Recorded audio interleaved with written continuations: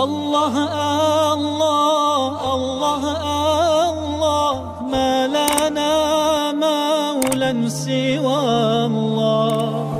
الحمد لله رب العالمين والصلاة والسلام على رسوله الكريم وبعد.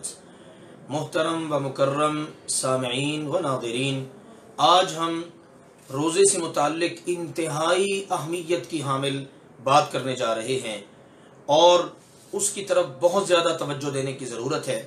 وہ بات ہے روزے کا ایک تصور ہماری نگاہ میں ہے۔ ہم یہ سمجھتے ہیں کہ روزہ صبح سحری کھا کر شام کو افطاری تک بھوک اور پیاس برداشت کرنے کا نام ہے۔ صبح سحری اس انداز میں کی جائے کہ شام تک نہ بھوک لگے نہ پیاس، بلکہ بہت سارے لوگ اس حوالے سے مختلف ٹوٹکے بھی بتاتے ہیں، اگر آپ یہ چیز استعمال کر لیں تو آپ کو شام تک روزہ نہیں لگے گا، آپ کو شام تک پیاس نہیں لگے گی، آپ کو شام تک بھوک نہیں لگے گی۔ یہ ایک بڑا محدود سا تصور ہے ہماری نگاہ میں۔ آئیے آج ہم اس بات کو سمجھنے کی کوشش کریں، اللہ اور اللہ کے رسول صلی اللہ علیہ وسلم کی نگاہ میں روزے کی اصل روح کیا ہے۔ تو جناب جان لیجئے، روزے کی اصل روح ہے روزے کی حالت میں بھی اور روزے کے علاوہ دیگر حالات میں بھی ہم نے ہر قسم کی غلط بات اور ہر غلط کام سے بچنا ہے۔ رسول اللہ صلی اللہ علیہ وآلہ وسلم نے یہی بات سمجھائی اور فرمایا، صحیح بخاری شریف میں آپ کا یہ فرمان مبارک موجود ہے، من لم يدع قول الزور والعمل به فليس لله حاجة في ان يدع طعامه وشرابه۔ جو شخص روزہ رکھ کر بھی غلط بات کرنے سے اور غلط کام کرنے سے باز نہیں آتا، اللہ ذوالجلال والاکرام کو اس کے اپنا کھانا اور پینا چھوڑ دینے کی بھی کوئی ضرورت نہیں ہے۔ تو اندازہ کیجئے یہ کتنی اہمیت کی حامل بات ہے، اور یہی وہ سنگین معاملہ ہے کہ جو روزہ دار کے روزے کو ضائع کر دیتا ہے۔ اسی لیے رسول اللہ صلی اللہ علیہ وآلہ وسلم نے فرمایا، کم من صائم لیس له من صیامه الا الظما۔ سنن ابن ماجہ میں یہ حدیث موجود ہے۔ آپ نے فرمایا کتنے روزہ دار ایسے ہوں گے جن کے روزے کا اجر سوائے ان کی پیاس کے اور کچھ بھی نہیں ہوگا۔ اللہ تعالیٰ کی بارگاہ میں قیامت کے دن آئیں گے۔ روزہ تو وہ چیز ہے جس کے بارے میں اللہ تعالیٰ نے فرمایا، الصوم لی وانا اجزی بہ۔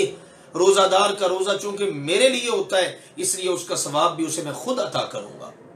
اب روزہ دار اللہ کی بارگاہ میں آئے گا، اللہ میں نے دنیا میں روزہ رکھا، بھوک پیاس برداشت کی، اس کا اجر مجھے عطا فرما۔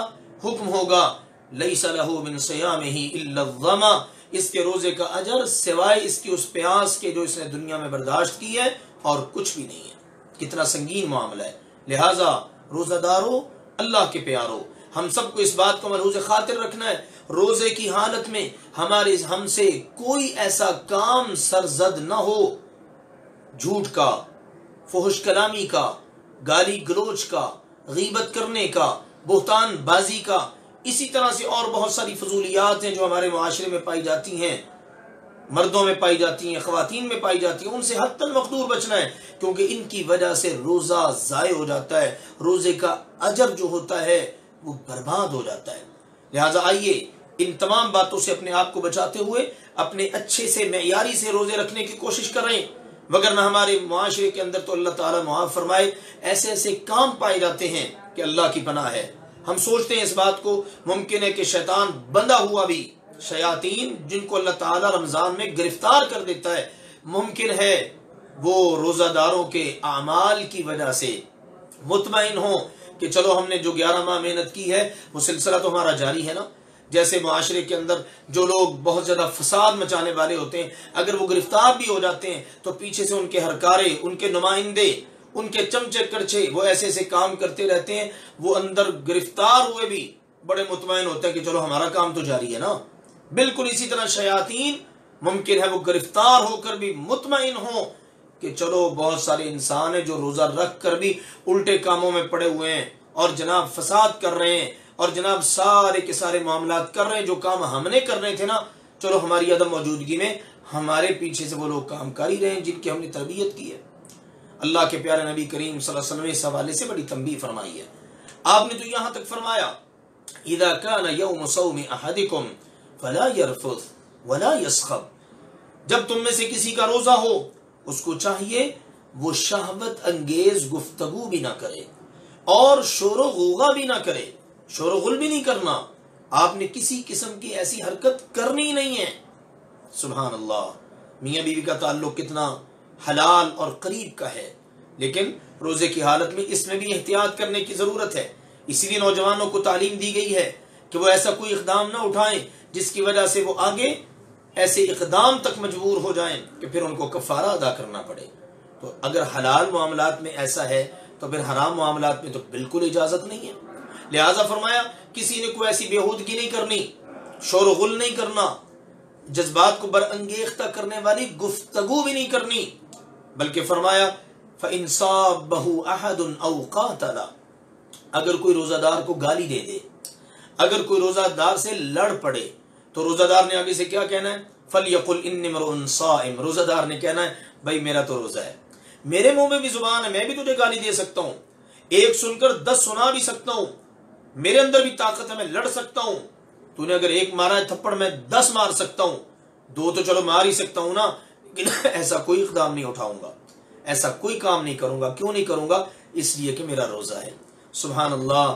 محترم سامعین و ناظرین، یہ ہے اللہ کے رسول صلی اللہ علیہ وسلم کی طرف سے دی ہوئی تربیت کہ آپ نے روزے کی حالت میں کسی کی برائی کا جواب بھی نہیں دینا، کسی کی لڑائی کا جواب بھی نہیں دینا۔ تو جب جواب نہیں دیا جا سکتا تو کیا خود سے کوئی ایسی حرکت یا ایسا کام کیا جا سکتا ہے جس سے روزہ خراب ہوتا ہو؟ تو روزہ خراب کرنے والے یہ اعمال ہیں، ان سے حتی المقدور بچنا ہے۔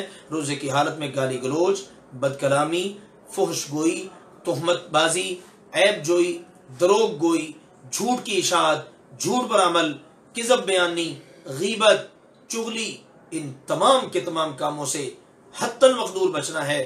اپنی زبان کی بھی حفاظت کرنی ہے، اپنی آنکھوں کی بھی حفاظت کرنی ہے، اپنے کانوں کی بھی حفاظت کرنی ہے، اپنے دل کی بھی حفاظت کرنی ہے، اس میں حسد، کینہ، بغض اور اس قسم کی جو ہے نا منفی چیزیں نہ پائی جائیں۔ اپنے پورے وجود کی حفاظت کرنی ہے، اپنے ہاتھ کی حفاظت کرنی ہے، اپنے قدموں کی حفاظت کرنی ہے، تب جا کر روزے کی اصل روح کو ہم پانے میں کامیاب ہو جائیں گے۔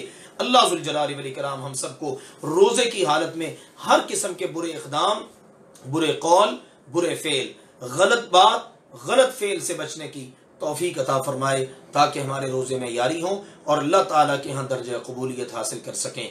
آمین۔ والسلام علیکم ورحمۃ اللہ وبرکاتہ۔